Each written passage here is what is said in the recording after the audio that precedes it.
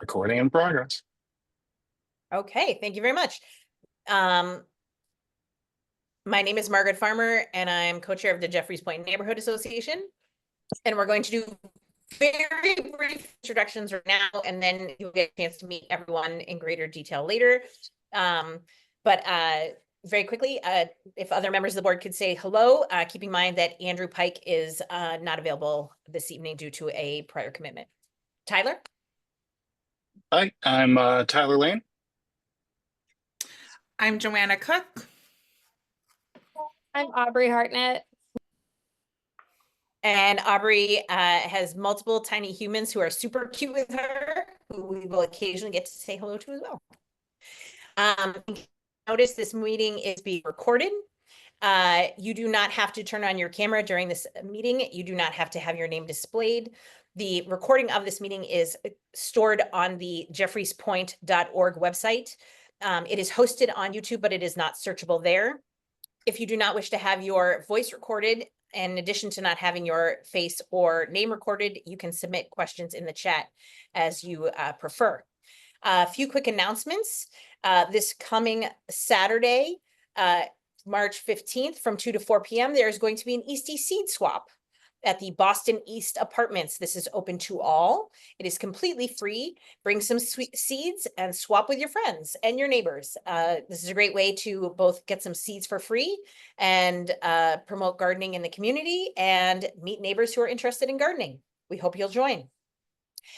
I know we're going to hear more about this from Roberto coming up in a few minutes, but I just want to make sure that people know that that JPNA is participating in the Eastie Love Your Block, which is coming up in April, the weekend of April 5th and 12th. We are going to be soliciting for volunteers. Our amazing Aubrey Hartnett is going to be coordinating for us this year. If you are interested in volunteering, please contact Aubrey at board@jeffreyspoint.org and let her know, and we are happy to work with you. It is going to be, it is usually a Saturday morning from 9 to 12 a.m. and we welcome you to participate. We are going to, just a quick reminder that we are having a planning and zoning meeting this month on March 19th. That is a week from Wednesday. And we are having that as we are going to have, that is going to be the second project is at the beginning of Sumner Street, which I apologize, the exact address escapes me. That is, of course, open to the public and will be on Zoom. Please check our website, www.jeffreyspoint.org, for more information. And our next JPNA meeting will be here on Zoom next month on Monday, March 14th. We have also here, we are joined this evening by Bill Masterson from Tree Eastie, who is asking if he could make a couple of announcements as well. So I will turn it over to Bill and to make those announcements, and thanks for joining us. Bill, go ahead. I have. Thank you very much, Margaret. Hi, everybody. Thanks for giving me a few minutes to just provide us a brief update. So just to refresh your memory, for those of you who don't know Tree Eastie, we're an all-volunteer nonprofit planting trees and maintaining trees in East Boston and educating neighbors on the value of trees. So we've got a few things that are happening very soon that I wanted to make you aware of. First is that we'll be planting our 500th tree this spring. It will be in early April, and which is incredible considering we just started planting trees just over 3 years ago. Following up on Margaret's comment in terms of Love Your Block, we planted 15 trees at Brophy Park last year, and we will be on that Love Your Block date, which is the 12th of April, in the morning. We will be mulching those trees and doing some general cleanup at the park as well. So if anybody's interested, I'll give you our website address later if you're interested in that or joining in some of the other planting events we've got going on. We're going to be planting that same day 9 trees at the McKay School with the parents and teachers, and just rolling through the rest of the spring. We have more trees that are going to be going in at Memorial Park. That's probably where our 500th tree is going to go in on the 4th or 5th, rather, the first Saturday of April. Those are, we're going to be planting the bare root trees there. We received a grant to be able to plant 20 trees along that walkway that goes from the Greenway to the airport train station that's currently tree deprived. So we're excited about that. For the first time, we were able to receive Conservation Commission approval to plant at Constitution Beach. We planted 26 trees there last fall, and we've got another 40 trees scheduled to be planted there in 2025. We've been conducting a lot of, we've got a grant or an earmark from the state to do tree maintenance. So we've been doing a lot of tree maintenance around East Boston. If you walk through Central Square, it looks entirely different now. The tree canopy has been lifted. We get rid of a lot of dead branches. We'll be planting trees in Central Square. We've done tree work at the Bennington Street Cemetery, and we're planting 10 trees there this spring as well. So our website is www.treeeastie.org. You can go to that website to volunteer. We are also offering free yard trees and a way to be able to get a street tree planted in front of your home. So if you'd like a street tree or a yard tree, you could do that right on the website as well. And we'll have a schedule of the spring events. I see there are a lot of volunteers, that Tree Eastie volunteers on the call already, which is great to be able to see. But we'll be sending out a notice within the next week on the specific planting dates for the spring. So that's it for me. Yeah, maybe I'll see if I could potentially get on next month's agenda where you may be able to ask some questions, but you can send me an email at treeeastie@gmail.com if you have any questions as well. Thank you very much for your time.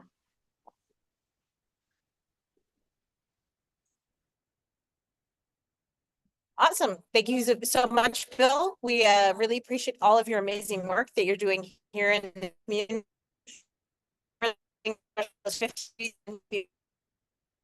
And a few more trees to Officer Alvarez from A7, who can give us an update on the community with our local police force. Officer Alvarez, please feel free to take it away. Good evening, everyone. And it's been fairly quiet for the month of January and February. And but I do have a few quality of life issue updates to report to you guys. We had an armed robbery on February 22nd. A victim walks into the police station, reports that at 3:15 a.m. while he was walking in the area of Neptune and Bennington, he was approached by three males that exited the vehicle, pointed a handgun at him, and demanded money from him. They took $700 in cash, grabbed his cell phone, and threw it on the ground and drove away. That's still under investigation. We have a scam. As you all know, scams are on the rise, so be very wary of that. We have another victim that on February 27th walks to the station, and he's the business owner of a cleaning businesses. He was contacted by a Redfin real estate company, and he was offered a contract to clean houses around the Boston area. And they also advised him there was a great opportunity for him to grow his business. But in order to get started, they would need liability insurance from him. And in order to buy that insurance, it will be right from Redfin. And if he would agree to wire some money to Redfin, he agreed. And the policy allegedly would cost him $6,000. He sent them 3 payments through Cell, one for $1,250, another one for $1,800, and another payment for $1,250. Then he proceeded to contact the company to see when the services will begin. Well, when he attempted to do that, the number was no longer in service, so he was out of his money. So be careful of the scam services. Stolen motor vehicle out of 361 Maverick Street. Caller parked the vehicle, a Mercedes-Benz. Woke up next day and the vehicle was no longer there. We have another scam and that was on March 6th, and it was another walk-in, and this is the Spanish-speaking victim. The victim reports that she was approached by a Hispanic male, and he informed her that he was in possession of a winning lottery ticket valued at $25,000. But because of his legal documentation, he was unable to cash it, and she was willing to help him. He was also in company of another male, so she agreed to go with them to the bank to withdraw some money in order to hand them over the money so they can proceed the exchange. So she goes to the bank. They drive her to the bank, and she withdraws $2,400. And for doing them that favor, she will return receive $2,000 plus her money back. So they drive to the bank. She withdraws the money.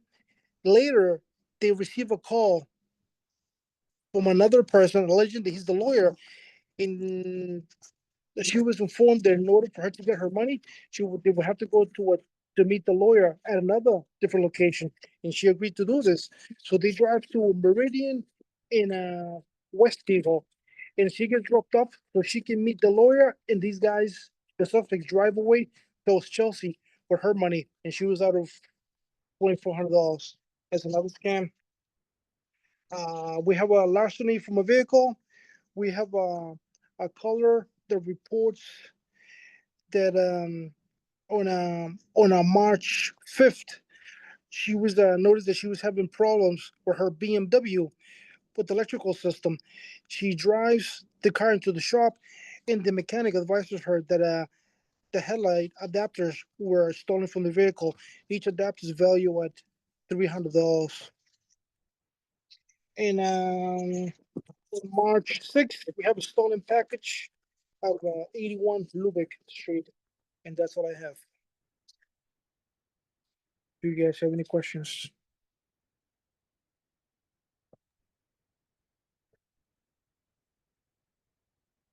People are welcome to put things into the chat.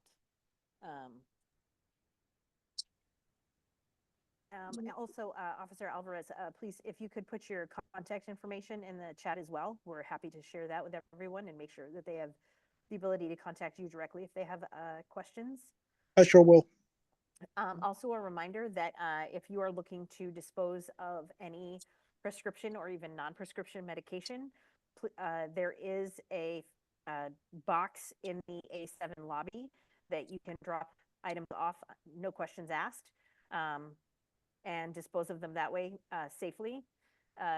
There are other services that the police offer to our community that help keep us safe. So please take advantage of them.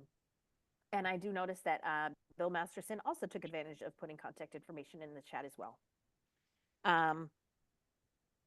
Okay. Well, okay, so I don't think that the earbuds were working. Is this better? Can someone use it? Is this Yes. better? Yeah, okay. It is. Okay, try. Someone said that I was hard to hear earlier, so I was like, okay, well, let me try the earbuds, but if this works better, we'll do this. I should be in a quieter place now. But as I was saying, up next on the agenda, we have our mayor's liaison, Roberto Gomez. Roberto, go right ahead. Wow, wonderful roll of the R. I appreciate that. Hello, everyone. I'm not sure if Bill Masterson is still on the call, but outside my window, you can see it now, but he knows this. There's a spray painted area, which he's going to plant a tree in front of my house, which I'm very excited for. And the reason I bring that up is because I didn't sign up for it, but my neighbor upstairs did. And that's one thing I do want to bring up, that if you know of other places, again, I'm an advocate for anything green. Everybody knows me, or those who know me. Please let businesses know. I personally have gone to a few businesses with Bill Masterson and even like door knock with him pre-ONS, but I'm willing to do it again to make our community green. And I'm very excited for his fifth on the tree. That's an amazing thing. And to Love Your Block, thank you for everyone for signing up.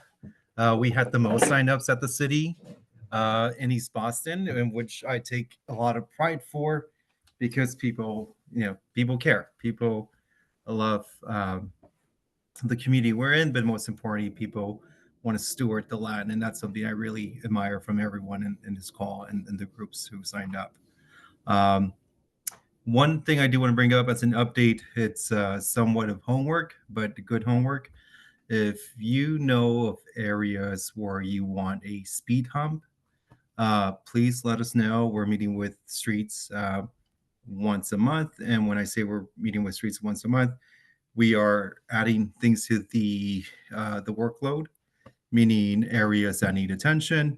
Madeline from Zoomix reached out to us, and we're hoping to put up some proper signage on Orleans and Sumner Street, because very recently one of her students was struck by a vehicle, and these are things that we need to know from the community. So please reach out to me.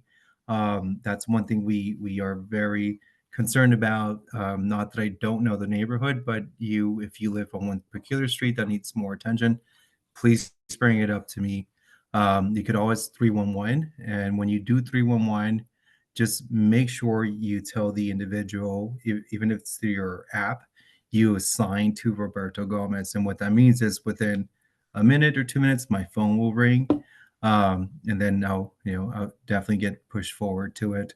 And one other thing, obviously, our city councilor Gigi Coletta and her team, they were the ones who actually brought the city out to meet with Madeline from Zoomix because of the requests.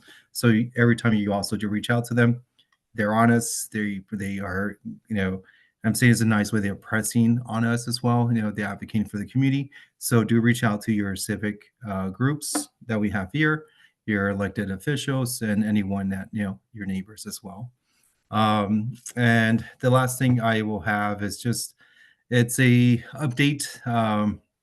I know we survived the tunnel remodeling. It was 2 years, but I do want to bring this up. The tunnel will not be getting any work, but the Mary Ellen Welsh Greenway will be getting some work done.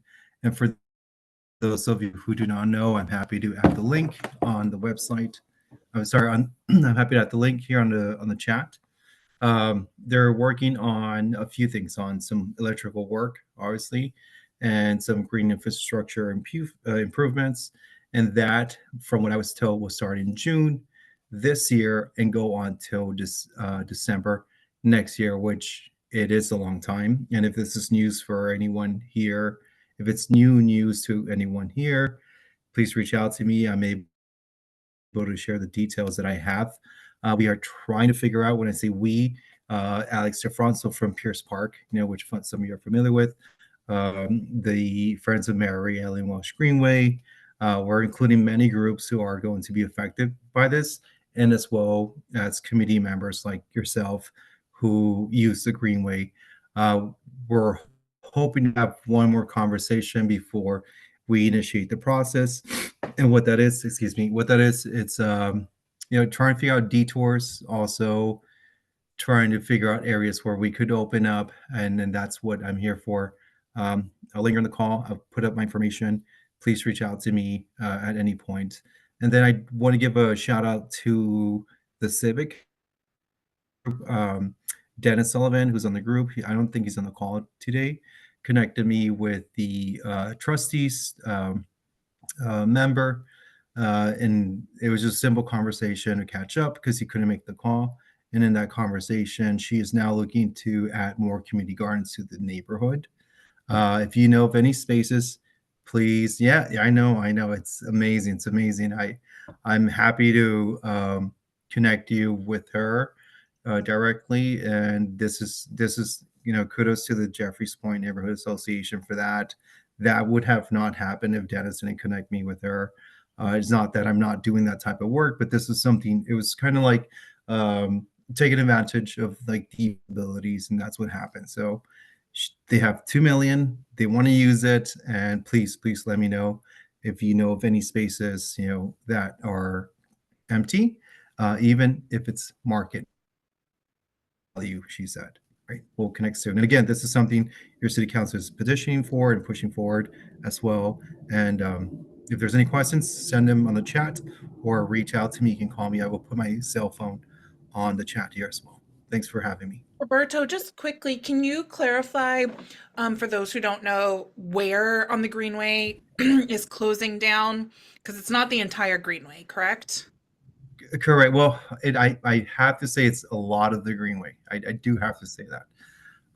And it's basically from the Caboose up until Grove Street, which is almost like the heart of Jeffries Point, right? Like that's the primary location that you will be affected most by it, but not the entire Greenway, because after Grove Street that is open, there will be some detours.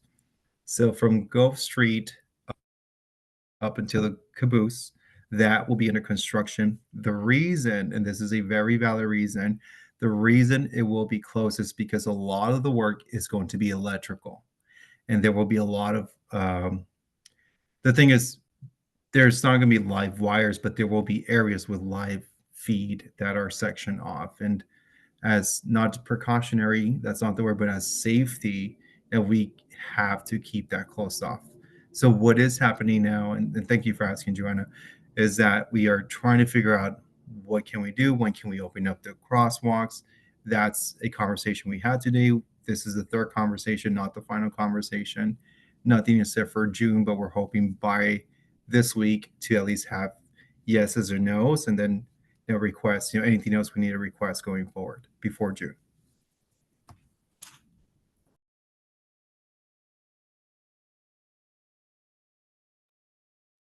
And just to let you know, Roberto, the board actually had a board meeting recently, and one of the things that came up was inviting the new executive director of the Mary Ellen Welsh Greenway to address the community, to be able to talk more in depth about the closure. How will the community benefit from this? How the organization has changed, because this is a huge step for them to have a new, this is their first executive director, and how, what this means for our community. So we're glad to have you address it here, because this is a major, major change. But we have been thinking about it proactively, about having a broader conversation around this. Yeah, no, Keely would gladly be on here. And sorry if I have the sniffles. I'm recovering from a flu. Don't feel bad. It was great. When you get sick, you pray, you become life-changing experience. It's good. I'm a new person. Yeah, Keely would love to come over here and speak with everyone. And again, another shout out to another Jeffries Point Neighborhood Association resident who has been advocating for the group, not just on lighting fixtures, but on like proper lighting fixtures for the murals, for the underpass. Like that's Ethan Vogt. He comes in and out of some meetings. And he's now, I think you're from Jeffries Point. He's now our new East Boston Main Streets director. So like you are all crushing it here. It's a powerhouse. So thank you. Thank you, Margaret. Thank you, everyone. I just want to remind people that Roberto did put his email in the chat. I know it is always wonderful to see Roberto here at our meetings on once a month, but you do not have to wait to connect with Roberto. If you see issues that come up, if you have questions, you are always welcome to send emails to us at board@jeffriespoint.org, but you're also welcome to interact with Roberto and ask questions and interact with him as well. He is here to assist us, and in the same way, we are here to assist you as well. So, the next thing on our agenda is actually something really fun. Well, it's fun and sad. It's fun when we get new board members, but it's also sad because it means that someone is leaving us. And so as people may have heard, there has been a lot of transition on the board in the past couple of months. And one of our last transitions, we didn't get to say thank you.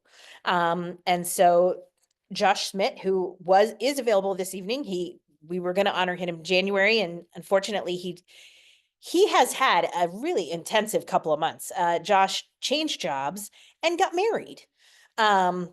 So he unfortunately wasn't able to be here in January when we wanted to honor him, and then we canceled the February meeting. So we want to take a few minutes to thank Josh for his amazing work and incredible dedication. And so, Roberto, I don't know if you need to go, so I'm going to let you start. because there are several citations and proclamations that are going to be offered to Josh. So I will let Roberto go first in providing recognition to Josh for his great work. So thank you so much. I know you're going to hear more, but I will start with a thank you and turn it over to Roberto. Yeah, no, definitely. I didn't bring it up, was waiting for the right moment. But I know two other people in the call will probably very likely have a citation, a proclamation, depending how you call it. We are working for the mayor's office. We couldn't get the signature, so I did not want to display it yet. But Josh, we definitely know you from the Daffodil Days, as we call it. This was a annual basis where not only did you recruit volunteers, um, but you beautified the area, which is Brophy Park and the Golden Stairs. Obviously, you've done many things with us, and we appreciate it for that. And aside from that, you also work with our police department to promote initiatives, and that's something we admire. And again, the mayor expresses recognition, not just to the work you've done, but the support you give in your community. And thank you for that.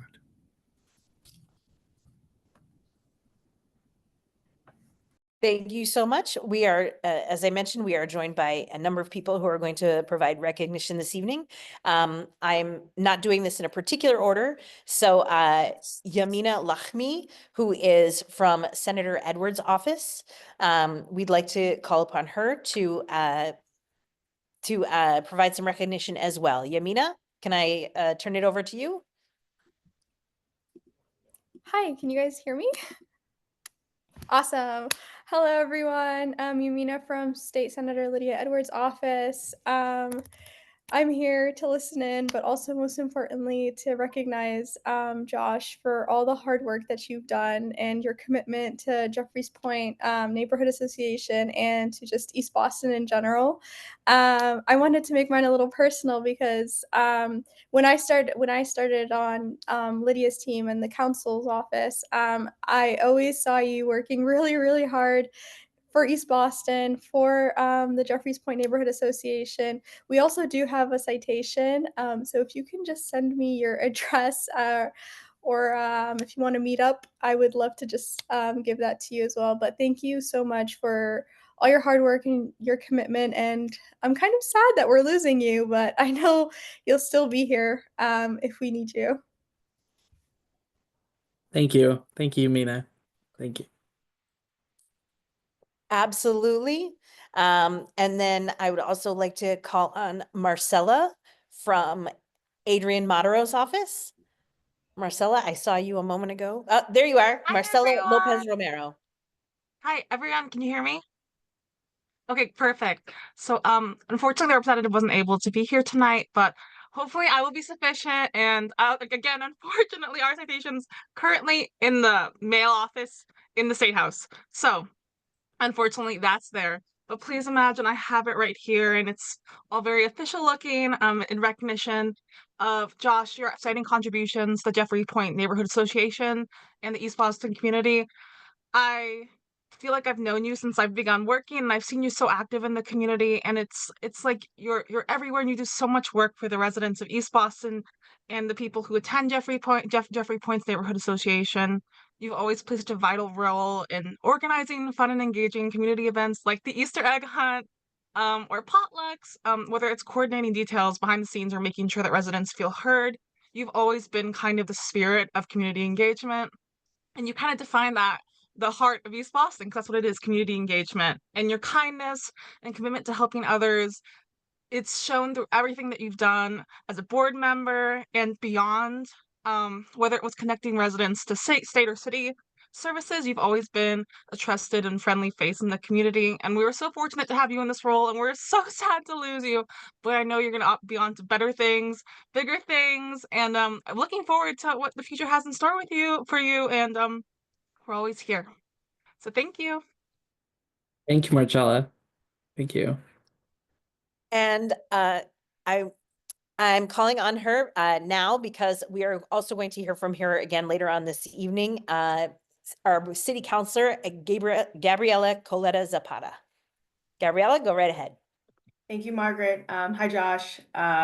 We're sorry to lose you, but I do just want to take a moment, and your citation is in the mail, so you should be getting it. But I wanted to take a moment just to recognize you and thank you for your dedication and your leadership. It is time spent away from your loved ones and things that you like to do. It's a lot of time and energy, so thank you. And your commitment has not just been to this board, but it's been to the community, as it's already been mentioned by my colleagues in government. I know that you are very passionate about beautification as well as the initiative that you've taken as it relates to ensuring that our streets are in good shape and that the trash is picked up. So thank you for your partnership and holding me accountable in that way. And I really just want to thank you on behalf of the Boston City Council and express my appreciation. And I know that your hard work has made a lasting impact, not just for this board, but for East Boston. So I really appreciate the effort that you put in to represent your community in this way. And I look forward to continue to work with you unless you're leaving East Boston. I hope you're not, but I look forward, and you're shaking your head no, great. So I look forward to continuing to work with you in the months and years ahead. Congratulations. Thank you, Councilor Coletta Zapata. Thank you. I don't want to speak on behalf of him too much, but I do want to say the good news is that Josh is not, he's not pulling away from all boards. You know, he's been a wonderful, as many people have mentioned, he's been a wonderful volunteer on a variety of boards and organizations here in East Boston.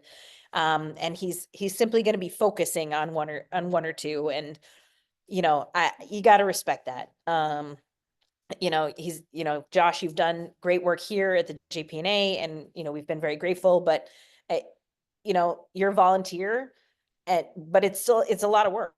You know, it's a lot of work and it's a lot of time, and we're very grateful, but I understand and respect wanting to, you know, focus on one thing. So I appreciate the time that you've given us, and, you know, hopefully you'll still come to a movie night or a potluck, you know, hopefully you'll still hang out with Yeah, us. absolutely. And I just want to thank again for Tyler, well, really everybody who you know, volunteered to you know, put their name into the ring after we were so critical in need for help. So thank you again, Tyler, Joanne, and Audrey. Thank you so much for being able to step up and be able to keep this wonderful community event. Yep, I'll still be around, just in a different capacity here. Okay, that is wonderful to hear. So we're gonna take a quick couple minutes here. We don't do this that often, but as we're having such a large transition, I felt it was important to give us a few moments to get to know to get to know our new board members. We had one returning board member, Andrew Pike is returning as our treasurer. And so I'm asking our new board members to take just a minute or two to tell us about the position that they're stepping into, and a little bit about, you know, what brought them, or like what insanity made them decide that they wanted to sign up for this. So I will let the three of you decide what order you want to do it in. Although Tyler unmuted himself first, so I think that means he either wants to get, I think that means he just wants to get it over with. So Tyler, go ahead. Easy enough. Yeah, that's cool. Hello, everybody. My name is Tyler Lane. I have obviously massive shoes to fill from Josh, and I hope to be able to do a fraction of the work that he's done. But I'm, I guess you could say, a native, non-native Bostonian. I was born here in Boston. However, I grew up right outside of Hartford, so I can't really claim I'm from here, even though I sort of am. But I moved back here, oh geez, 16, 17 years ago, and I've been here in Jeffreys Point for the last 7 years. Live on Haynes Street, and one of the things that motivated me, I've always been one of these sort of, you know, passive observers from a distance. But when they sent the bat signal up I figured it was time to sort of answer that. I'm a stay-at-home dad to an 18-month-old son, so I have a bit of time, not a ton, but a bit of time. And I figured now was the time to sort of get off the sidelines and get involved. I think I'm technically I shouldn't say I think, I'm technically the co-chair with Margaret, and hoping to over time, over the next couple of months, transition over to kind of taking over most of the P&Z responsibilities for the board. So as time goes on, I'll be kind of taking over those meetings and that subject matter, and sort of filling in where needed after that. And that's about it. I'll jump in next since it's fairly quiet here. I'm Aubrey Hartnett. I live on Sumner Street, and I've been here as a renter. It'll be 10 years this spring, which is super exciting.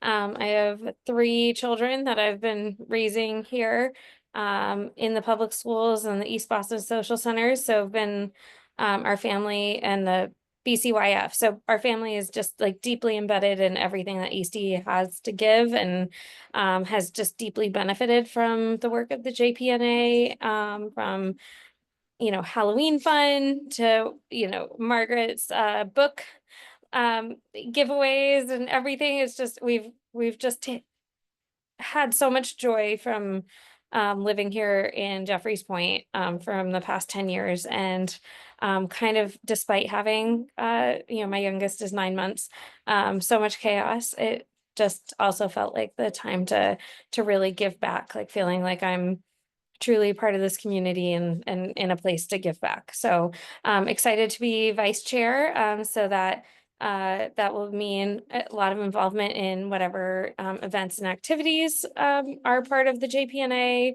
Also excited to hopefully grow the community, as I am fairly decent at Spanish. So hoping to kind of grow our reach and make sure all of our neighbors are involved. And yeah, just super excited to be involved in this next chapter. Thank you. I guess that just leaves me. I'm Joanna Cook. I am your neighbor on Marginal Street. I'm also a renter. We have like a really good contingency of renters on the board, which feels nice. I will be serving as your secretary, mostly doing a lot of note-taking and operational stuff in the background. That tends to be where my strength is. I've lived in Eastie for 9 years. Moved down to Marginal Street 4 years ago, I think. So I think, what is time?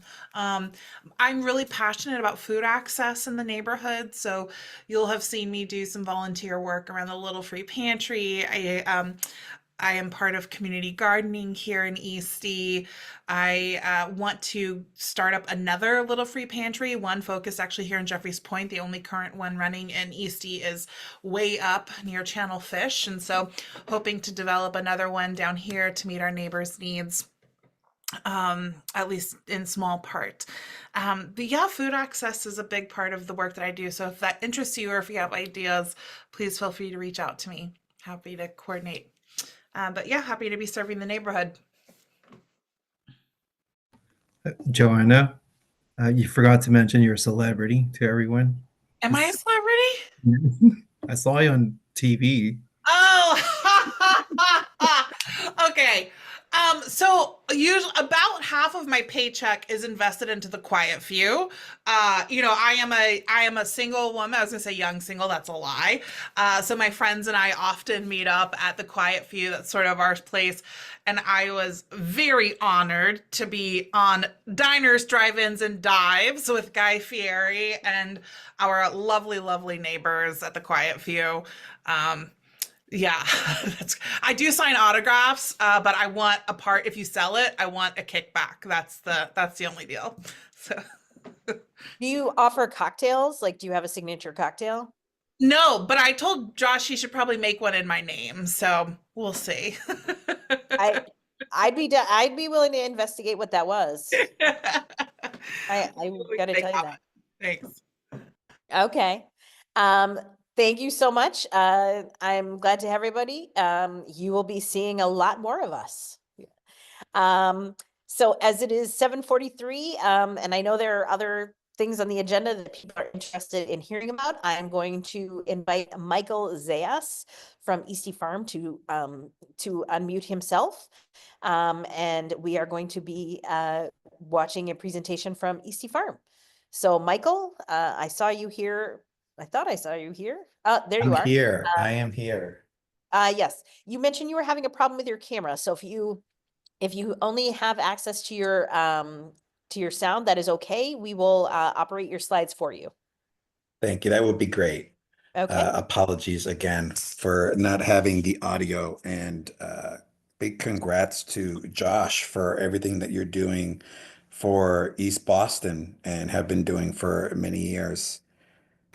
And nice to also be able to hear from some of the new board members. We do a lot of food access work at Eastie Farm, so it's exciting to hear that that is something that people are passionate about on this call. So yeah, I'm here to chat a little bit about our CSA program that we have starting up in May, and it's great to see some of our CSA customers on the call today as well. If you can go to the next slide, please. Yep. Thank you. So just a quick recap about Eastie Farm for anyone who's unfamiliar. We are a climate justice and food justice organization, nonprofit organization in East Boston. We're a stone's throw away from Sarntarpio's, which has been a real test for me when it comes to my resolution of eating healthier this year. We have 3 different programs at Eastie Farm. Our Produce for the People program, our Living Lands program, and our Student Stewards program. I work specifically with our Produce for the People program. That's kind of like where our CSA lives and our free food access programming that we do lives. Living Lands is in charge of managing all of our growing spaces. So that would include our 294 Sumner Street site, which is right down the street from Zoomix. Our greenhouse space, which is at 6 Chelsea Terrace. And then we have a space by the Umana on Border Street called Our Garden. So those are 3 of the sites that we manage, and we will be growing produce at this year. And then lastly, our Student Stewards program.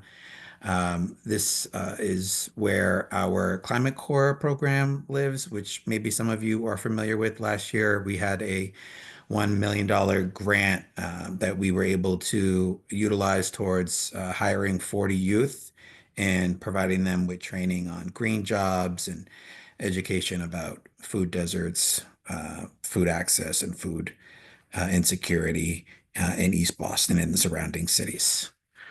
Next slide, please. Thank you. So what is a CSA? I'm tempted to ask Mary to see if Mary knows what a CSA is, but in lieu of that, I'll say CSA stands for Community Supported Agriculture. And there's 3 key reasons why Eastie Farm is doing a CSA. First is it increases farmers' wealth. So we don't have enough growing space in East Boston to grow all the food we would need to support our CSA. So that means we have to work with farm partners in the state. So last year we worked with over 40 Massachusetts-based farms, as well as some vendors as well, to bring produce, locally grown produce into East Boston, as well as eggs, honey, and other shelf-stable items. So we're working with small farms and giving them money to help grow or sustain their operations. It's better for your health for several reasons. One, the food is there's less food mileage when it comes to our produce in our CSA as opposed to the produce at Shaw's. When it's grown local, it's better for you. Our farm partners practice organic growing practices.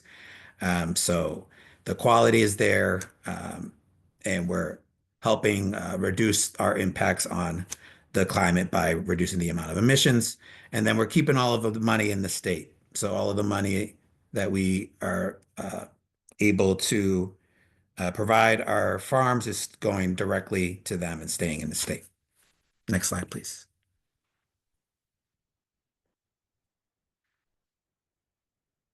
So a CSA is basically a produce subscription service.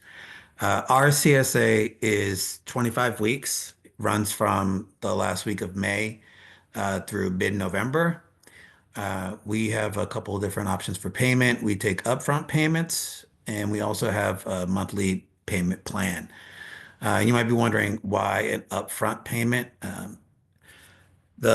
Another key factor of supporting a CSA is, like I said, we're providing our small farm partners with that financial stability right at the beginning of the year so that they know that they have a place to sell their produce. So we ask our customers to pay up front so that we can provide that stability to our farm partners. Our CSA bags are SNAP and HIP eligible, and they cost as little as $20 a week for what we are calling our leg up share. We have a weekly bag or a bi-weekly bag. So if you are a small household, 1 or 2 people, or maybe you're a big household and you just don't cook that much, you can go for the bi-weekly option, which would help eliminate food waste and allow you to enjoy everything while it's at its freshest. We have a tier pricing system, which we'll get into in a minute. That's different from last year. And then new to this year, we have more pickup locations available. In East Boston specifically, we just added the East Boston YMCA as a pickup site, along with our 294 Sumner Street site and our 6 Chelsea Terrace greenhouse space. And then we're also in Winthrop, Revere, Chelsea, and new this year, Back Bay as well. Next slide, please. So this is our tiered pricing system. We have our Helping Hand share, which is $55 a week. And a portion of the proceeds for that share allow us to provide additional leg up shares. And we have a small amount of free CSA shares that we can also offer to families in East Boston. So the more Helping Hand shares we sell, the more free and discounted bags we can offer to families in East Boston. Next slide, please. I mentioned earlier how we are focused on supporting Massachusetts farms and vendors, and this is just a visual representation of where our farm partners are coming from. It's not all from Western or Central Mass or farm country, as some might call it. We do work with a lot of locations in Boston and the surrounding cities as well. Next slide, please. This is my favorite part of the presentation. This is what our CSA actually looks like. Everything that we are buying is all seasonal produce. So you'll notice between this slide and the next, there's a major difference in what we can offer. This is a bunch of leafy greens. We have a bunch of really cool items here too. Sage, which is really cool to cook with. And then we have rhubarb, which is delicious. In the top right, you'll notice there's like some corn there, but it's not your typical corn. You could just throw that in the microwave and it pops. And that's like your popcorn for your Netflix and chill night, which is really cool. Next slide, please. And so this is like towards the winter. You'll notice it's a lot of root vegetables, but it's also like really bright, really colorful, and really vibrant. Our CSA is, you're never going to get the same thing in your bags on back-to-back weeks, and we won't give you 20 pounds of potatoes either. We're really mindful about giving our customers right portions for everything. Thank you. You can go to the next slide. This is just a visual representation of all of our pickups sites. Our locations are, like I said, are available in East Boston, Revere, Chelsea, and Winthrop, and our days are Wednesday, Thursday, and Friday. Next slide, please. Another part of the CSA last year that we did for the first time was doing community-driven events out of the greenhouse. So we did 3 last year. This is the first one we did, which was a kombucha workshop. We are really big on education and trying to get people to think outside of their cultural norms or what they're familiar with from their childhood in terms of what they're eating and in terms of how they're preparing food. So the kombucha workshop was a great way to utilize some of the stuff in the bags in a very, creative way. Next slide, please. We partnered with La Esquina Verde, a local restaurant slash community kitchen in East Boston. They tailored a week's bags. They picked out all the produce that week, I should say, and then they made like a 3-course meal using that I'm produce. so sorry. I don't mean to cut you off, but we do have 2 other, we do. Oh, we okay. do I'll speed it a up. training I'll center, speed it up. And we only have 35 minutes left. Yeah, and I do know that there are questions in the chat because I've asked Tyler and he said there are a few, and I just want to make sure we have times for those. So, Okay. Yeah, if you want, we can end it here and then we can just go right to the questions then. Thank you. well, I do know you have a slide about how to subscribe. So I did want to make sure you did that. You know what? Maybe that's probably a great idea when we do that. Sorry for rambling there, guys. No, you're good. No, you do. Eastie Farm does amazing things, and I'd love to have you come back next month and talk a bit more about like your more activities. But I know that you in particular wanted to talk about the CSAs because it's so important that people sign up. So I wanted to make sure we did that. Thank you. Yeah. So if anyone's interested in finding out more information about like how to sign up for a CSA share, you can scan the barcode here on the screen, or you can email us at csa@eastiefarm.com, and we can give you more information on how to sign up and get the right pickup location, the right share for you and your family. Thank you. Michael, I think we do just have one question. Can you do a fall and winter CSA, but not a summer CSA? Great question. So that's something that we're looking into doing for next year, is being able to offer a winter CSA separate from what we're currently able to offer. But at this point, you can either do the 25-week option, or you can do a split share option, which would be 12 or 13 weeks. And when it comes to scheduling, I know a lot of people are often like away for a couple of weeks out of the year or a month out of the year. We're willing to work with customers to, accommodate any scheduling conflicts that might, be on the calendar already. And the earlier you would know, the better. Will give us enough time to, plan around the scheduling changes. But at this point, we're not offering that. But we will hopefully be able to do that next year. Cool. And if there Well, was thank you. something that, yeah, and I do know that one question that I've had in the past, because I've done CSAs in the past, is that if there's something that you are like, someone in your household is like allergic to, or if you bring it home to cook with, they will be very, very upset about. Is there any way that there's just like this one thing you can trade that out with someone else, right? Like if someone had that concern, you'd work that out with someone that day, right?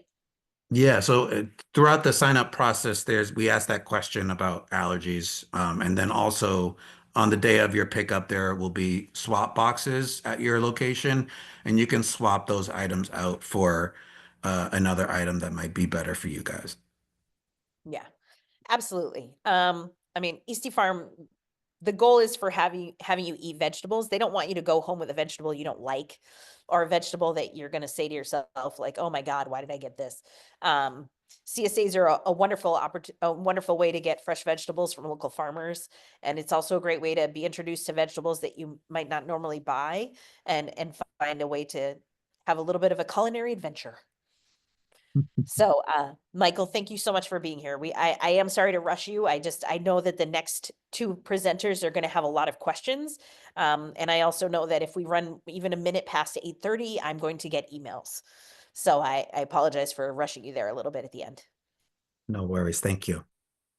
Thank you. Please do put your, I know you showed a slide, but please do put your contact information in the chat. We are happy to share it to make sure that people have the opportunity to get in touch with you and ask more questions.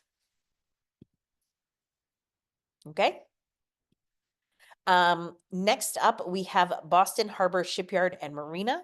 They're represented this evening by Marshall Greenland, and I saw him here a second ago. Where did he go? Marshall Greenland and Sal Limatina, I believe, will also be presenting this evening. Yes, I do see him there. Marshall has unmuted himself. I do not know if they have slides. Just to warn you, we did receive an email with questions. And also, if people have questions that come up during the presentation, please do feel free to put them in the chat, and we will address them at the end as well. Thank you very much for being here to give this update, and I will let you take it away, Marshall. Hi, Margaret. Thanks for having us.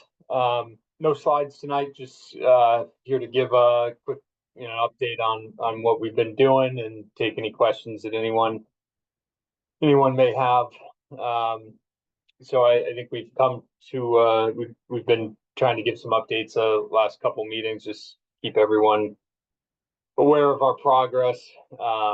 Last month or a couple months ago, we had the borings going on for buildings 1 and 2. So we completed those. That was was the first step in being able to work towards getting some designs for these buildings.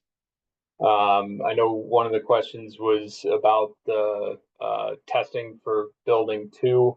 From the borings that we did, we were happy to find out that we don't have to do test pits for those for building 2 or for building 1. So we're not going to do the testing at this stage since we're not doing any excavation. That doesn't mean that there won't be a point where we have to do excavation for a foundation or something like that. So it's just not at this stage. We will continue with borings. The next stage of borings that we'll be doing will be water borings for the travel lift piers. That should be in May.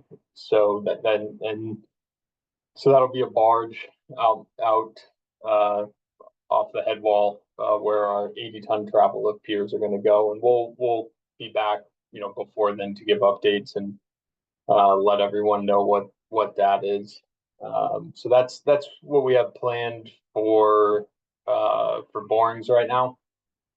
Now that we have like I said earlier, now that we have the borings for buildings 1 and 2, we'll start getting into design phases for that, which we know everyone's interested in.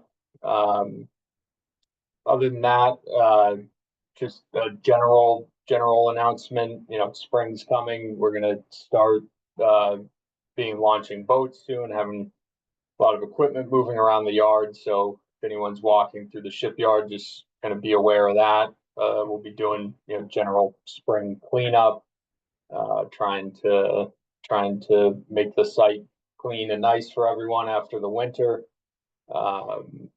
Downey's Cider Garden will be open again probably around May. So that's something we're always happy to have back. I think it's been a pretty popular and low-key nice thing for the neighborhood and whoever else uses it. I think since the last time we were on here, Demi moved into their new office in building 31. People may have seen we put some signs up on the building as well, some Demi signs. So we're happy to have them as a tenant. They have a nice, beautiful new office looking over the harbor. So that was a big deal for us to get that project done and get them moved in. And then as spring comes, remember our great new restaurant, Aloe Natural. Please, if you're walking through, support them. They've been a great new tenant And then another announcement we have is a new piece of equipment you might see in the shipyard on one of the piers. We purchased a floating dry dock. So it's came either last week or 2 weeks ago. A big blue barge out there on Pier 3. So that works similar to a travel lift in that it can haul kind of larger commercial vessels out of the water for service work, up to 500 tons. So we'll be doing some work on that. We just took delivery of it, but certainly feel free to ask any questions if anyone sees that and they're curious. So that's my announcements, and yeah, if anyone has any questions about anything going on or the boring work or anything else, we're happy to answer anything.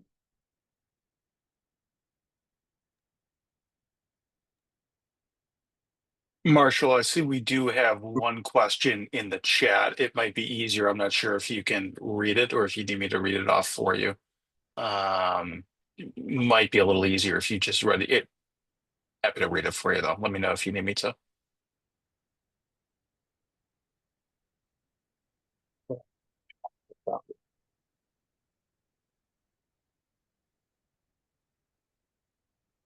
So yeah, so Mary is to the so that'll be, we determined now that we have the boring, so the engineers will assess now what kind of foundation is needed for building 2. So once we have that, we'll know. I do expect, I mean, I can't say, but I do expect some level of excavation will be needed.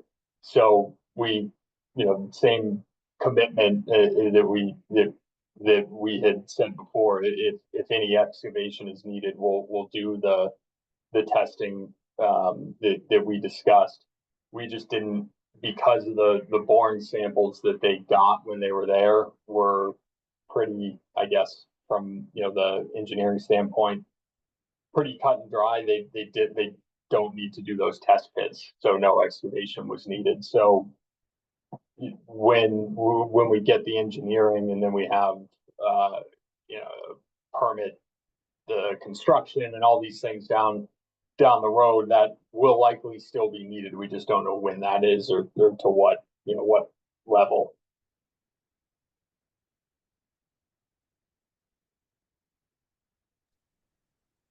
Yeah, it looks like you're looking at the next question. Yeah. The next.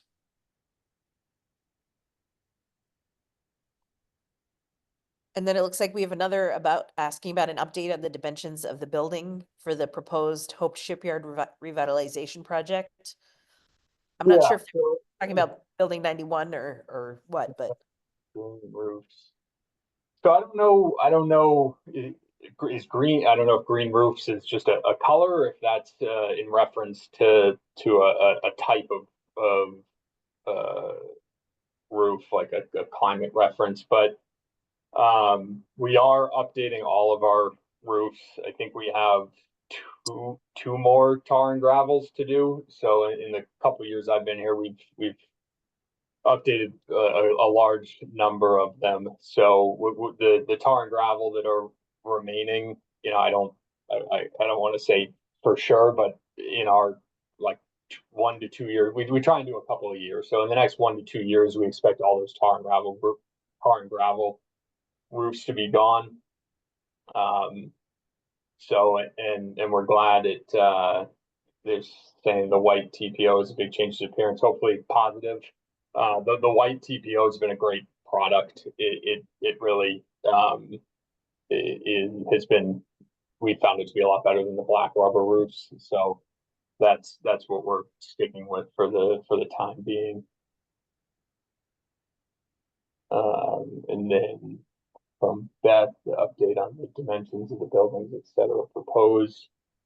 So I think that'll be our next kind of our next thing that we'll have now that the borings are done is to be able to sorry, I'm reading these as I gotta stop looking at these. I think our next now that we have the engineering for buildings 1 and 2, our next kind of milestone there will be to have actual dimensions based on the engineering. So, we'll be comfortable with what the engineers give us, that it's actually something, that we can do. So we'll be working on that in the next couple months. Green meaning plantings, so the green meaning plantings, we'd be happy to discuss that. I don't know much about it. One thing, sorry, going back to the roofs, that someone clarified that the green meaning plantings, we'd be happy to look at that. We have one roof that has a kind of deck on it, and we try and keep people off the roofs generally, but we're in no way opposed to plantings. So if I don't know much about that as far as how you can implement plantings onto roofs. It's certainly something we'd be interested to look into. One thing that we do hope to do long term is add solar panels to a lot of these roofs. So we are thinking about that stuff.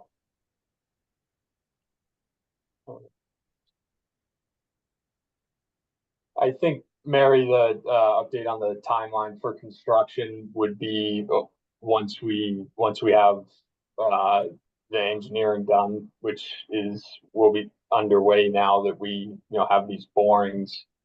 We would be able to start presenting to you all. Once they're engineered, we can get a better timeline on it. We can start presenting designs, getting feedback from you all, get an understanding of realistically based on actual designs what the permitting is going to be. So, we may have got ahead of ourselves a bit a year or two ago by showing all these things, but now we're working to actually have real things to present, engineered plans that will know what the exact permitting is going to be. So we hope to continue to update as that all starts to come in. Any changes in dimensions of building 3 and 4 when the construction will begin? There haven't been any changes to 3 and 4. We've been mostly focused in the past couple months on the borings for 1 and 2. We have discussed a meeting in 2025 with the community on building 4 again. So we'll probably put that back out in the next couple months just to continue to get feedback on that. Yeah, Mary, I think we'll have a better answer on that once we have the designs again on the Chapter 91 license. So I think that'll be again now that we can actually realistically accurately engineer these buildings, knowing what the soil conditions are, having the engineers determining what the foundations will be, which largely impacts the buildings. Then we'll be able to discuss permitting based on actual engineered designs as opposed to kind of general, what we generally want the building to be for size and location, which is what we've been kind of discussing to date. Building 4 and 3, I don't have those in front of me. Like I said, what are the current dimensions of building 4 and 3? I think again that's David Hall. We will have an announcement since there's still, we understand there's still a desire to discuss buildings 4 and 3. But like I said, they have on a meeting specifically for those. But like I said, they haven't changed since the last time we discussed them.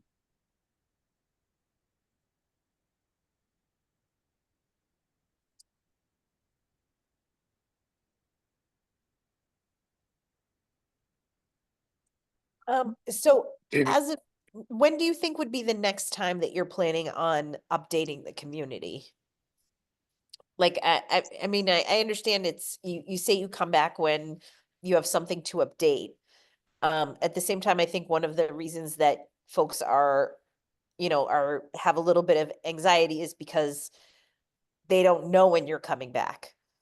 So like, what is the next milestone that either is there like a date of like, oh, we plan to be here in May, or is there like, what is the next milestone that needs to be hit before you would say, okay, we're going to come back when X happens? Yeah, so for specific to the buildings, which seems to be of interest, the next milestone would be for buildings 1 and 2 when we have this engineering done. I suspect it'll be a few months. It's not, I don't have an exact date for it. And then for building 4 specifically, Margaret, we could discuss a date potentially this summer, early this summer, something where we could have a meeting specifically for that. We'd be happy to do that.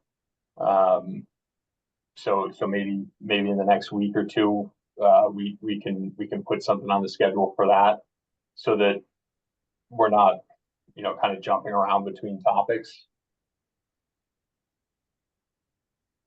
Yeah, because it looks like there's, it certainly looks like there's a desire to know more about that in particular.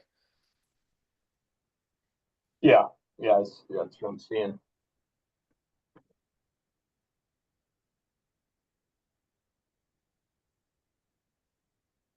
So Elizabeth, to just address that a little bit, for a period of time, we were doing large meetings that like address the entire project.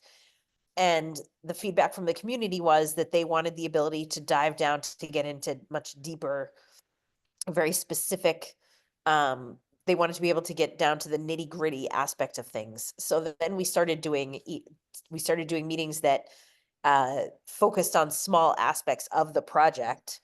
And now we hear feedback like what you say, that it's, that it's a large project and we don't have the ability to kind of step back and look at it holistically. So it's a tightrope. It's a difficult tightrope to walk in terms of like what we ask for as a community. When we ask for a large meeting that says like, hey, let's step back and look at the 10-year plan, then it's very difficult to look at the small details. If we look at the small, if we break it up into chunks and we look at the small details, then we're not looking at the larger plan. Then we're not, it's very difficult to do both, is all I'm trying to say. I do want to give people as much opportunity to ask questions. At the same time, Gabriela Coletta Zapata, who is our Boston City Councilor, has been waiting very patiently to give us our legislative update, which we have asked her to give us this evening. So I want to give just a few more seconds to give people in the chat, and then I would like to turn it over to her. Yeah, and Margaret, I'll just say, if there's time and a desire, we're always happy to come and just give updates on where we are in the process. But I do agree, we can, in the next couple of weeks, we schedule something, specific to these buildings where we can, once again, have a full presentation with the dimensions and focus in, specifically on that. Well, I think there's always desire. People want to know what's going on. So I think there's always desire to know more and to have a better understanding of what's going on and what you're thinking and what the decision making is going to look like. So if you're if we schedule that, I think that would be then yes, we should certainly do that. And I'll say also, I know, for us, like just the engineering and the designing is, it takes a lot of time. And so that's, we put a lot of these kind of broad ideas out beforehand. So that's why we hope by giving the updates, we can let people know, like, we're not gonna, one day come back and say, like, this is being built. Like once we have the design, we're gonna bring it and say, this is what we're thinking. Then get everyone's feedback before we go to permitting. So hopefully by letting everyone know where we are in the process, at least that helps know that we don't have these buildings designed that behind the scenes or anything like that. Okay. But I mean, there's definitely an appetite for regular updates.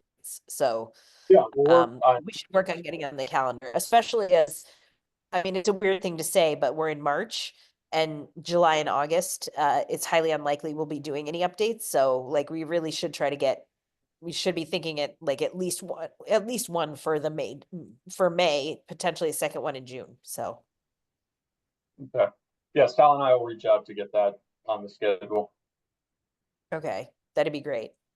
And now I am going to cut you off because we do want to make sure that we have plenty of time for Gabriella. I know that she has a presentation, and then I know that she is expecting questions from the community, as I am sure the community has questions for her. Gabriella Coletta Zapata has been our Boston City Councilor for, I'm embarrassed to say, I don't know off the top of my head how many years. She is recently married, and so we wish to give her felicitations and congratulations. And I want to be really clear that the JPNA asks all of our elected officials to appear before us a minimum of one time a year. And Gabriella gets the gold star because she is the first one to be here this year. We asked them to do this as a part of holding them accountable to the community for both the work that they do and our expectations of them as our elected officials. So we have asked her to be here today to present a little bit of what she has done over the past year, give us a little bit of an idea of what her priorities are in the coming year, and to ask us and to answer our questions. Again, you can submit questions in the chat as she is presenting, but we do not expect her to stop while presenting to answer those questions until she is done. Gabriella, thank you very much for being here this evening. It is always a pleasure to see you, and I will let you take it away. Thank you so much, Margaret. Just making sure I'm coming in okay. Thumbs up. Okay, great. Thank you so much. It's so great to see everyone. I know that I only have a few minutes, but I will try to be brief in my comments, but it is great to be back for my annual update. This meeting, given everything that's happening in Washington, has given me a lot of hope. There's just a lot of great things that are taking place here. And it's been 10 years that I've been coming to the JPNA now, this spring, first when I was working for Adrian and then for Lydia. But I am really here to, as Margaret said, to provide my priorities and then make sure you all are holding me accountable. It's really important now more than ever that you all understand and are able to have a conversation with me about what is happening locally, just given that everything in the national level is unpredictable, given the federal funding that has to trickle down through the state and the local level. But I just want to thank you all so much for the work that you've done thus far. New folks, congratulations to Joanna, Tyler, and Aubrey. Thank you for stepping up. I really appreciate it. Thank you to Margaret and Andrew for carrying the torch. I appreciate it. And as Sebastian, I guess, is pulling up the slides, I'll just say one thing that helps ground me in my work. But being the closest elected official to the people, city, state, federal, it's really important for me to be accessible and to be responsive, and just to demonstrate that I will be and have been a strong advocate for you. And that is really why I'm here. We'll talk about our priorities, but I really want to hear from you all. It's important for me to be rooted in community and work in partnership with you, so you can help inform my advocacy, and I can be more strategic in my advocacy in City Hall. And regardless of where you are at politically, I work for you. You all are my boss. I have 80,000 bosses in this district, and I want to make sure that we are in constant communication. So thank you all so much for your partnership thus far. Open to any thoughts, questions, comments after the presentation. Before we get into it, one last thing is that I want to thank Sebastian Para, who is here on behalf of my office every month, making sure that he debriefs me. I'm very happy to also have a strong partnership with our state delegation and the mayor's office. So just shout out to Roberto and everyone that is here, Yamina, Marcella, on behalf of Lydia and Adrian. It's so important that your local elected officials are working together to fight for resources to enrich the vibrancy of this district. And it's really important for me to also mention, I have great partnerships with, or great collaboration with the mayor. I do not work for the mayor. A lot of people don't actually know this, so I like to say that first and foremost. My role is independent of the mayor. I'm the legislative branch while she's the executive, and I work alongside her, but I also hold them accountable where I feel like we need to have improvements. And so, but love working with Roberto. I just always like to make sure that I say that first. Okay, we can go to the next slide. Quickly, we've assembled the entirety of our work in a 8-page report for all of 2024 that highlights some of our funding wins from the budget, an overview of constituent services, policy, and community initiatives, our priorities, and much more. We'll go to the next slide. If folks would like to scan this, although because this is virtual, we are happy to put in the links in the chat if you would like to see the full extent of our 2024 annual report that we published in December. And I'll have Sebastian do that afterwards. Next slide. I love starting off my presentations with a constituent services slide because this is one of my favorite parts of my job, and I love this job so much. But one of my favorite parts is helping people navigate city government. This, parking enforcement, pest control, streets and sidewalks, this is not going to make the headlines, the nuts and bolts. But I know that when constituents call our office, regardless of what it is, if it's trash or they're getting evicted, it is the most important call that they usually make that day. They are calling us because they felt like they haven't gotten anywhere or they just need some help.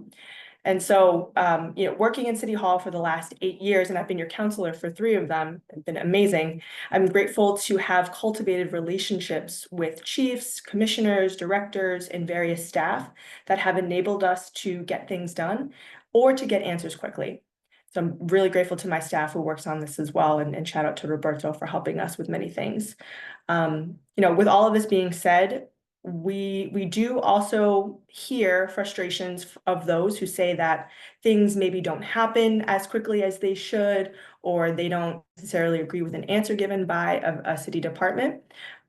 Hear you, of course, and where we can do better, we should be doing better, which is why this is one of the top things that I brought up to the mayor when we had our budget meeting. The delivery of constituent services is something that I hear consistently from folks. And so trying to cut through the bottlenecks to fix some of our systemic issues.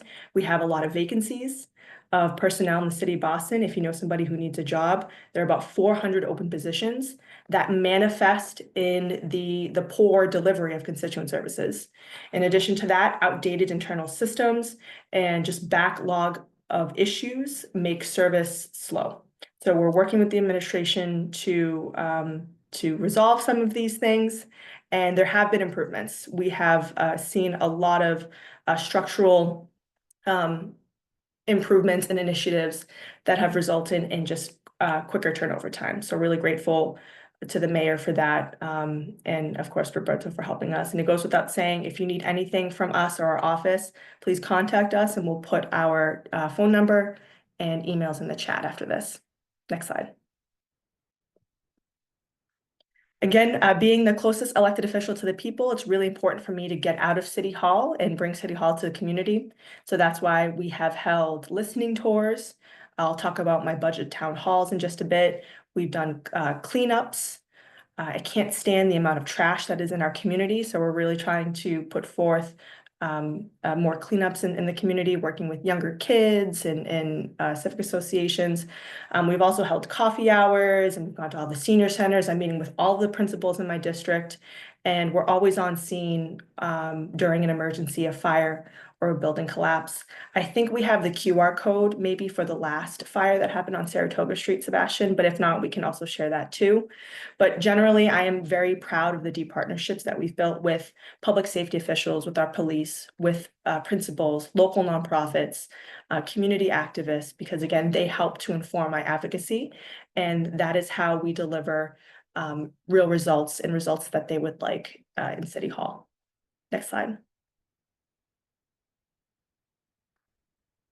Here are just a few wins quite frankly, in the neighborhood that I'm excited to highlight, and this is a small list. I wish I could go through all of it, but streets and sidewalks, we've got major pothole repairs, ramp upgrades, repaving projects, installation of stop signs, signaling, etc. Nuts and bolts, again, really important, and this was something that I heard loud and clear from JP&A in particular. Mattress recycling.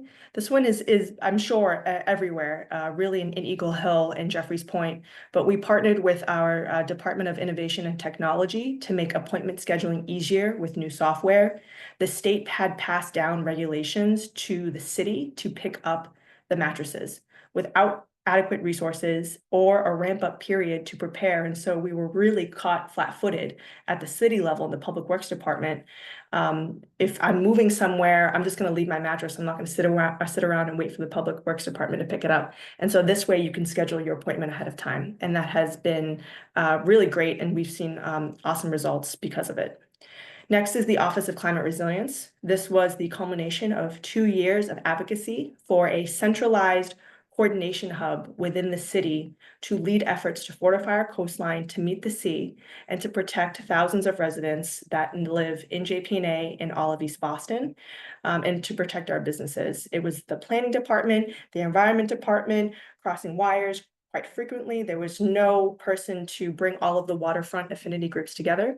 And this was something that had come from the advocacy groups that we were able to get thanks to the partnership with the mayor's office. Next slide. I had heard Joanna talk about food access, and it is also something that I am deeply passionate about. We are a food desert. We are a federally recognized food desert here in East Boston, and we are also disproportionately affected by hunger, which is largely stigmatized and largely silent because people are ashamed that they don't have enough money to put food on the table. But many of our residents stand in food pantry lines at the East Boston Soup Kitchen, Grace Federated Church, at the Central Church on Bennington Street.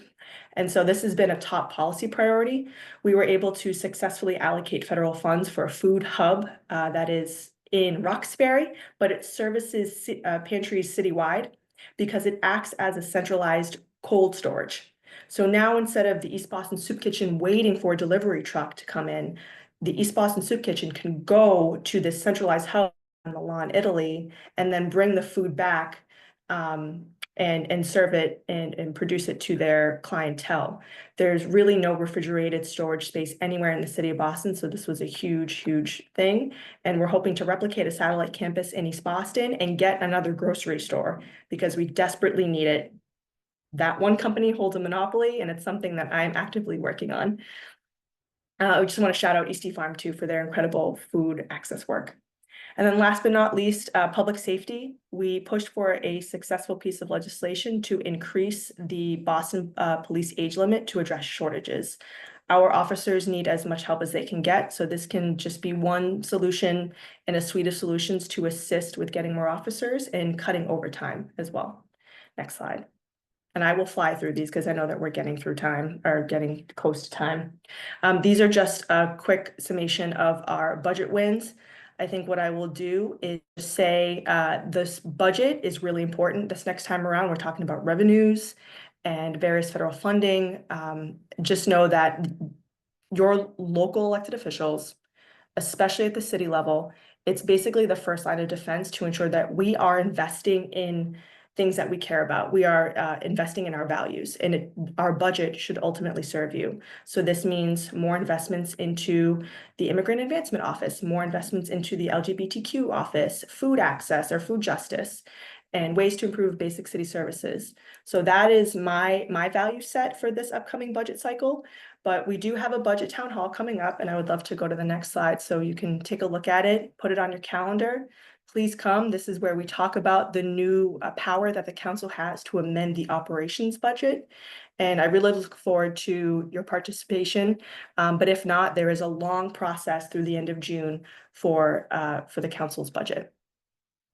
Next slide. Okay, I think I just have two more. I'm really proud to have been entrusted by my colleagues with 2 pivotal leadership roles that provide extensive oversight into all policy matters that come before the council. For the government operations chair, I'm the lead negotiator and last check of accountability for new legislation before it goes to the mayor. I've overseen many pieces of major legislation, including tax classification, the planning development, and various special laws. So really excited about that. And then also being the chair of these committees provides newfound leverage to shape the best policy outcomes for not just this city, but this district. And excited to be the environmental justice chair and focused in really on climate resilience and the proliferation of green and open space in the city. Next slide. Quickly, just some recent policy wins. I'm excited about the good landlord tax abatement. This allows for the city to provide relief to good landlords who are renting below market. The work is now just starting on this, but essentially the state legislation requires now the mayor to present the eligibility requirements or criteria for review for the council. So invite all of you to be part of that process. And then also a refile plus of a zoning board of appeals reform piece of legislation. A major frustration that I had heard from all of you is that we don't have enough oversight into the ZBA. And so this piece of legislation that I filed last week expands the ZBA to have more community representation, an environmentalist, a civil rights expert, and ensure that we have both a renter and a homeowner on the board.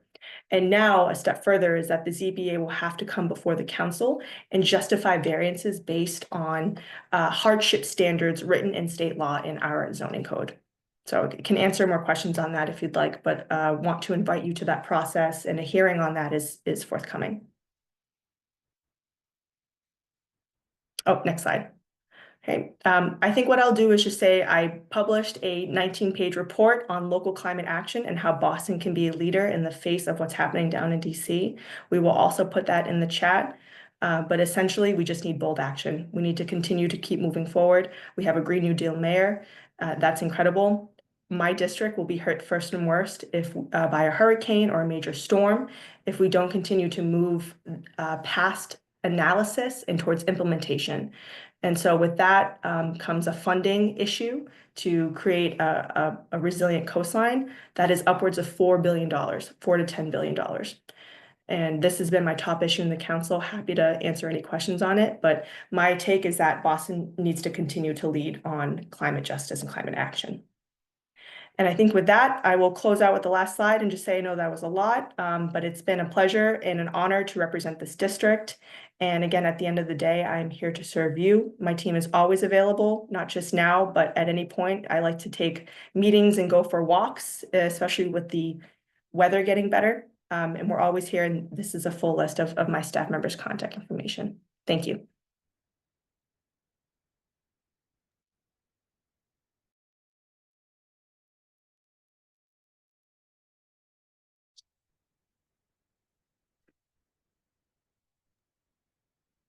We see. I think, thank you, Counselor. We do have one question. I first want to say I appreciate your advocacy for climate stuff as I speak from a basement very, very, very close, maybe 200 yards from open water, which doesn't make me nervous at all. We do have one question about the food deserts in the supermarket. You know, what are some of the tools available to help try to encourage another supermarket? That's a great question. And I was just thinking about 9 Chelsea Street. That is truly an anchor space and very important to this area. There are certain tools that we now have with Plan East Boston where we've essentially allowed for higher stories and different uses. So it could be mixed use. It doesn't have to be a conditional use. And so, 9 Chelsea Street is exactly what I'm thinking of, especially because that original proposal, as many of you know, the clock saga, I was there with you in that, but that was supposed to be office space. And now the market has changed. My understanding is that it went out. Folks were trying to present their case as to why they should be the next buyers of that property. I don't know where that stands, but I did get word that there was somebody who was trying to solicit large corporations or large grocery stores to come to Maverick Square. I myself even reached out to Trader Joe's to understand like what their target market is and try to pitch East Boston based on our projected population growth and our demographics. I really liked Trader Joe's because they provide some affordable options, but I, you know, of course, like this was just a fact-finding mission for me, but we desperately need another grocery store. I even went so far as to go to the Dorchester Co-op to understand exactly how their model has been successful. They've honestly been struggling a little bit. And so, you know, I'm still on this bone. I think that the 9 Chelsea Street location is perfect for it, although it really comes down to the private property owner. But there are some tools that we have now in zoning, I guess is my long-winded way of saying. We have some tools in zoning now to encourage that a supermarket going in there.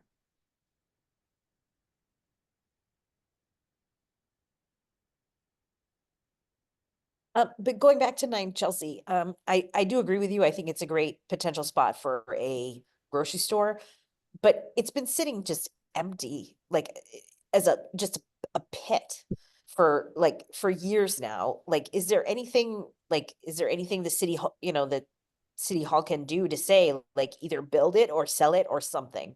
Like, but at this point, it's not just an eyesore. At this point, it's a drag on the economy of Maverick Square. Yeah, I agree. I walk by the site regularly and generally thinking about what levers of accountability we have through the permitting process, either through ISD or when they have to come back to the ZBA for approval with extensions, just to be able to push developers to move forward with some sort of conclusion. I can't remember when, but I did check in with their attorney, I think in the beginning of January.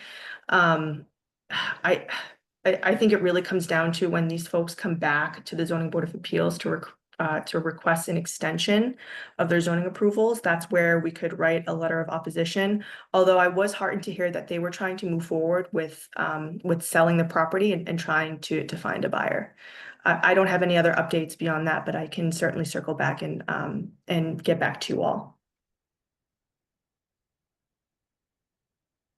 I mean, it's turning into I have my camera off, but I mean, for many years the hotel was empty, and it's turning into like our version of the hotel, basically.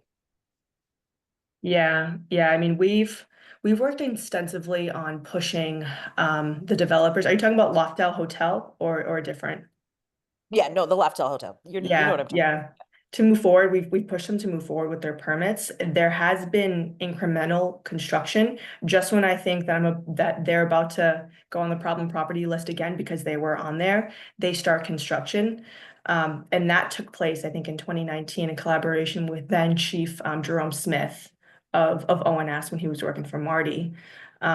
We did just get the scoff law passed up at the State House, which was a home rule petition that increased daily fines from $300 to I think $1,500, because that was just a drop in the bucket for some of these landlords, and that was pushed forth by Councilor Braden from Brighton, and I ended up supporting that. So excited for that, and excited to use that as an enforcement tool moving forward for some of these properties.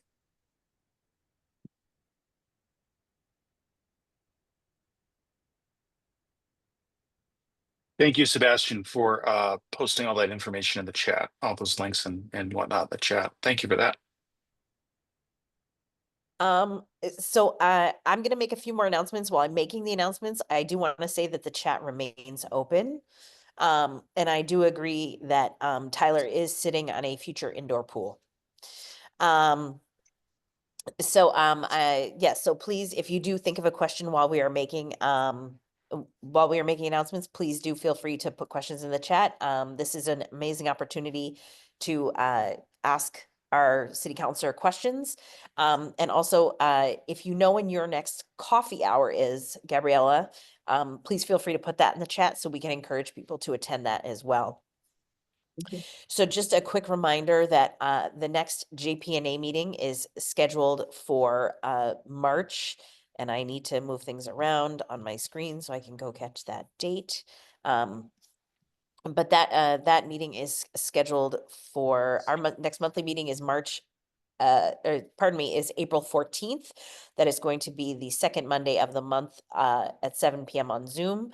We are having a planning and zoning meeting this month that is going to be talking about the project on Sumner Street that is across from Zoomix at 291 Sumner. That is the second meeting of planning and zoning.